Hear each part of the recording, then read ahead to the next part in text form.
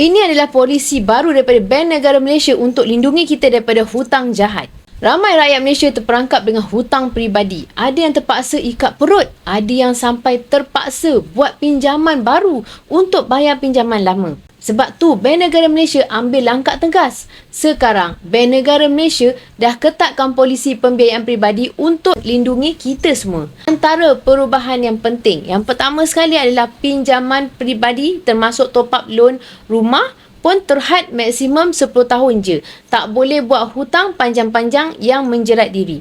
Yang kedua, kaedah kiraan faedah lama yang menipu pengguna dah diharamkan. Tak boleh lagi guna flat rate lagi. Semua bank wajib guna kiraan ikut baki yang sebenar. Yang ketiga, bank kena jujur. Mesti tunjuk semua kos tersembunyi, kadar faedah sebenar dan cara kira untung.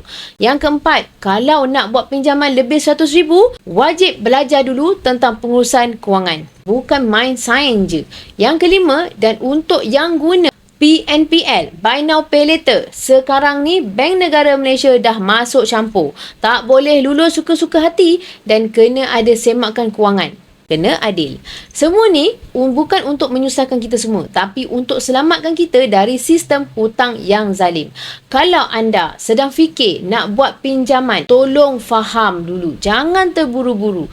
Hutang yang tak dirancang boleh merosakkan hidup anda sendiri. Jika anda seorang yang nekat untuk bebas daripada hutang, saya ada satu jalan yang proven berjaya membantu lebih ramai bebas hutang dengan simpanan emas. Anda juga boleh dapatkan buku misi bebas hutang ni dan rujuk video yang telah saya pinkan untuk 5 langkah daftar akaun simpanan emas percuma.